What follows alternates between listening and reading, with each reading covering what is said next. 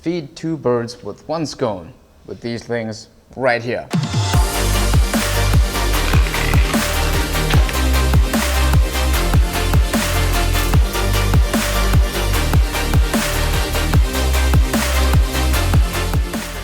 Now I reviewed the previous iteration of the insoles in the video above. The whole idea is to be able to increase stimulus, not just to the foot, but any part of the body that comes into contact with these. And the increase in stimulus literally just tells the brain to send signals to those tissues to respond a little bit more. So these insoles are very different from typical orthotics or things that just slide into your shoe. Notice these little bumps over here.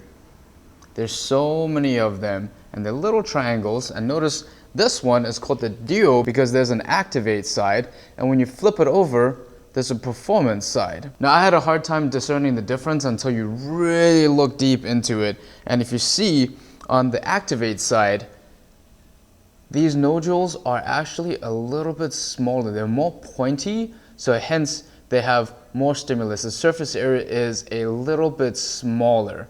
Now, when you turn it around to the performance side, notice like the squares are slightly bigger in diameter, so it's less spiky. I don't know if you can tell in the video, but there is definitely a noticeable difference from the activation side to the performance side. So how you use these duos is that essentially, I would say on a daily basis, when you just need walking around and stuff and you want more foot stimulus, you keep it on the activation side. But when you're working out and doing high performance stuff, or you're going for runs and things, you shouldn't need that much stimulus all the time. It's like if you run barefoot for 20 miles, probably not the best idea, but if you run barefoot for a few miles and your feet are strong enough, totally fine. So notice these are insoles, but they're not arch supports or orthotics. That's not the idea of what these are for. It's almost the reverse of orthotics, because orthotics typically help raise up the arches of the foot to help support the foot and ankle a little bit more. But if you constantly use arch supports, they kind of become a crutch over time. For example, if you break a leg and you're always using crutches and you never learn how to bear weight on that leg once it's healed, then the leg will literally forget that it's supposed to be able to move, and all those muscles will atrophy and it becomes pretty much useless. The idea is that once the leg is healed, you need to retrain those muscles to start stabilizing it again. The arches are the same.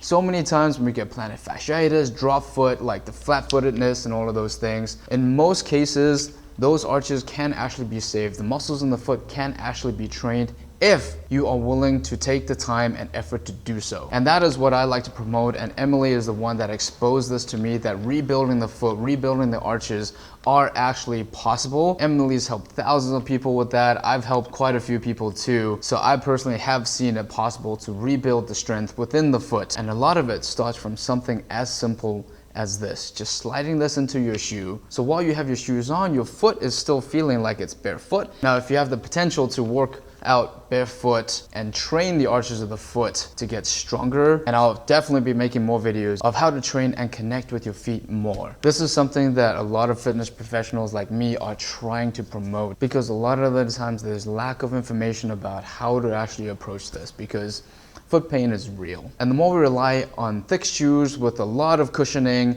and thick heels with a lot of arch support and orthotics, it's giving our feet a disservice, which is also creating more impact to the rest of the body, because the foot is the first thing that hits the ground. It is the main tissue that sends signals to the rest of the body to tell the body how to respond to impact. And the more we rely on shoes to absorb the impact, then the feet get lazy over time. Once the feet get lazy, then it starts putting more impact to the calves, the knees, the hips, the lower back, and those joints are the ones who start suffering over time. And the science behind that has been proven time and time again. The moment we can start teaching the foot how to start stabilizing more, and starting with something as simple as this, just sliding that into your feet, then learning how to activate the arches of the foot, how to take care of those tissues by using something like this, training barefoot when you're in the gym or at home or moving around, those small things go a very, very long way. Try not to get stuck in the diagnosis that you have plantar fasciitis and the only thing you can do is put on a boot and rest. Or you have a drop foot or flat-footedness, there's no hope. There absolutely is if you're willing to do so. Now, of course, take my advice with a grain of salt. Seek a medical professional. Look on Dr. Emily Splickle's channel. She's one of the most knowledgeable people I know about the foot. And the more you understand how your own body works, the more you're able to connect to your body, to move your your tissues in the way that they're designed to, the better things will naturally start getting. That has been the philosophy that I've been living by the last 10 years, and it will probably still hold true for the rest of my life. So if this resonates with you and you want to keep learning about how to build a better connection